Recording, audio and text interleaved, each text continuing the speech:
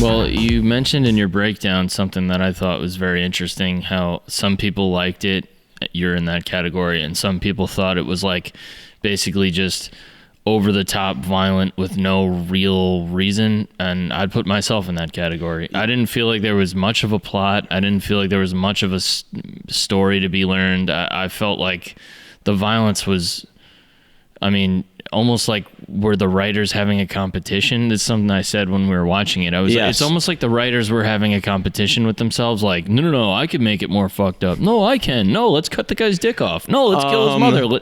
I wanted to do this movie because this is my favorite movie to come out this year. And that's, I mean, I don't know what, not much has come out this year, but I saw this movie. I really like this movie. Yeah. I think it has a lot to say. First of all, it has a lot to say about religion.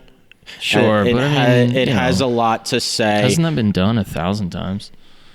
I don't know if like this, of a movie that's trying to say that religion can turn a good person into a terrible person. Sure. And you see that very early on with the character Willard.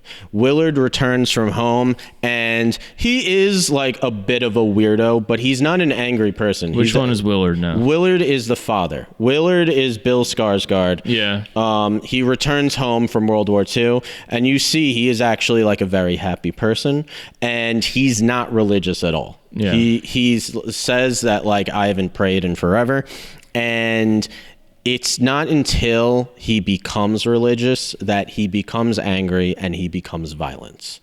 And the two themes that I really liked are, one, like all the critiques on not religion per se, but how we perceive religion, how we perceive like kind of this relationship with God. And I also liked kind of the cycle of violence and how it permeates from one generation to another. Yeah, I mean, it would have just been more impactful, you know, for someone to make this type of movie in like 1965. You know, or sooner, like 2020, you're making a movie about how religion is like, you know, not the greatest thing. It's just like, I don't know. I mean, it's just not the most mind-blowing thesis in the world. Well, maybe not, but I really liked the way that they went about it. And the performances in this movie I thought were great.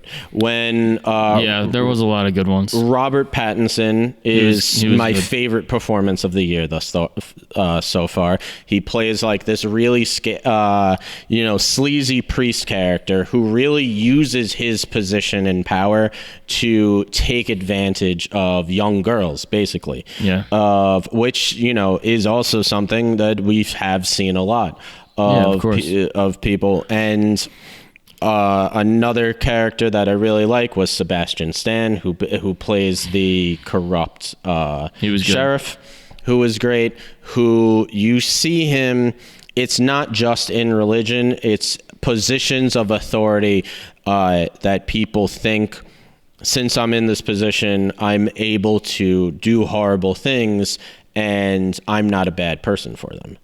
Basically, like, me being in this position of authority gives me the right to do shitty things to other people. And it gives me the right to cover up shitty things that my family has done, because Sebastian Stan's sister is a serial killer.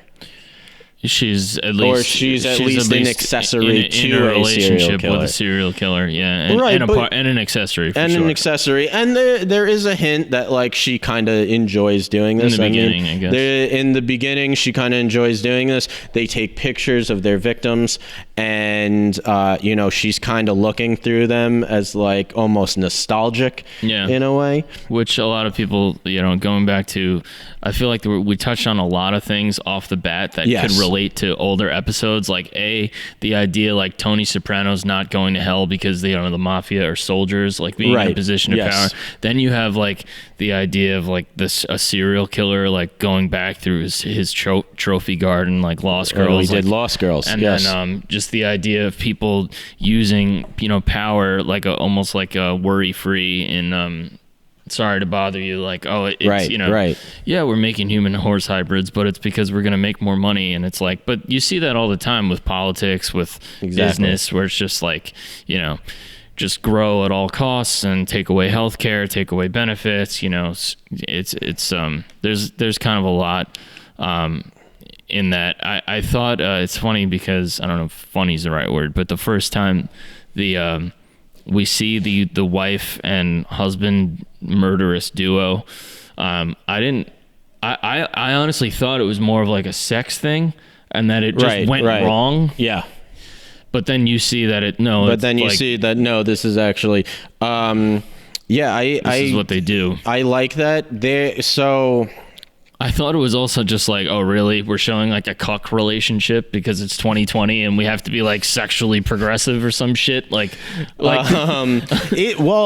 movie really isn't like sexually progressive at all. That's what I thought. That is kind of a critique that I have with this movie. One of the things that I don't like about it is that the women characters really don't have a lot of agency in this movie.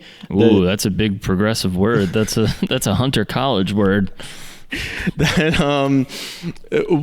just the female characters are not the ones who progress the story along in any real meaningful way. Sure, I mean that's kind of a critique of like a lot of. I think that's a critique of a lot of things. I'm telling you, especially in 2020, most movies are more mindful of that. I felt this movie could have been more mindful of that. Yeah.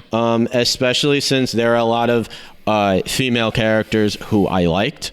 Like who'd we like in this one? Well, the grandmother is very nice and caring. Is very good. Shout out to the grandma. Even Sandy, the female serial killer. Shout out to all the grandmas holding it down. Shout out to all the grandmas holding it down. Grandma is a big key. That's a big key role in the administration.